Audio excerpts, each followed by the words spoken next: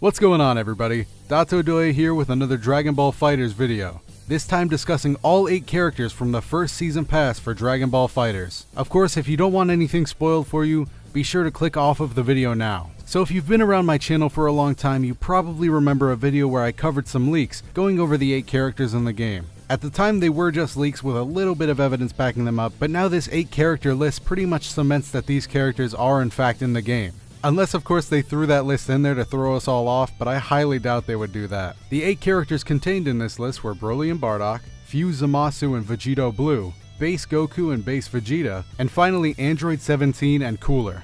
Now, the news of these characters being in the game isn't exactly new, but a lot of you have asked me my thoughts and opinions on this list, and just in case anybody else didn't see this, I did want to get it out there. With Bardock and Broly officially out and me having got some hands-on time with them, I'll cover them in a later video that'll be more in depth on just those 2 characters. So let's go down the line judging them by pairs. So the second pair coming out after Broly and Bardock would be Fuse Zamasu and Vegito Blue. Now, I think this pair is an excellent choice, as it comes from one of the more popular super arcs, and it contains Vegito, which is just an instantly recognizable character for any of the fans that are exclusively from Dragon Ball Z. Now, I do want to highlight that another thing that the modders found were some interesting textures that look like it was from the Hope Sword, leading us to assume that there is going to be a Trunks costume, or at the very least a Trunks dramatic finish against Merged Zamasu. And I think if this pair was to be accompanied by a costume for Trunks, that would be even more amazing, as it would show that ArcSys is okay with going for alternate costumes for characters if the demand from the fans is there. And right after coming down from that amazing pair is one of the more controversial pairs so far in the season pass, that being Base Goku and Base Vegeta. I've seen so many people criticize this choice, and I'm actually one of the people that would be alright with it. But let me clarify that I completely understand why a lot of people wouldn't want more Vegetas and more Gokus in the game.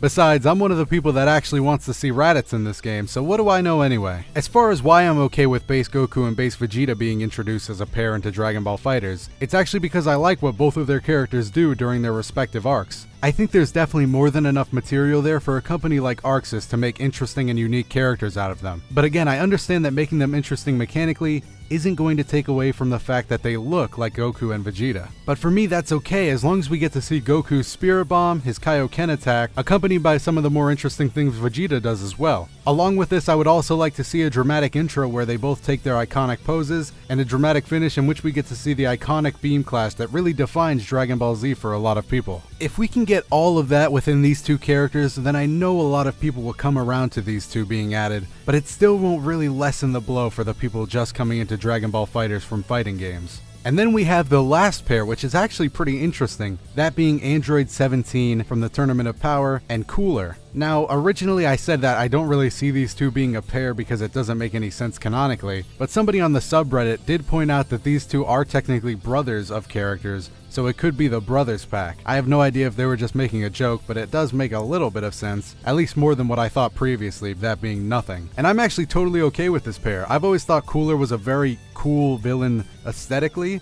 I'm not sure how many moves they'll be able to pull out for him, but I'm sure ArcSys can figure that out. And as far as Android 17 goes, I originally wasn't that big of a fan of the character, but after his performance in the Tournament of Power, he has more than enough moves to pull from, and I think that his potential moveset does set him up to have some unique support aspects in his gameplay. And if you've been following this channel, you know that I love my support aspects in fighting games. So I would love to give Android 17 a shot if he ends up being a support-esque character. But now with my thoughts on the packs out of the way, I do want to hear all of your opinions down in the comment section below. And while you're down there, if you enjoy this video and channel, make sure to leave a like and subscribe. You can miss out on 2 characters to save money from the season pass. So if any of these 2 characters don't interest you, remember to just buy them individually. And if you already bought the season pass, then at least you can expect some quality characters coming out of Arc System Works, and hopefully it'll sell well enough to warrant a second season, and in which case, I'll be there to cover it. I'm Dotodoya, and I'll see you in the next one.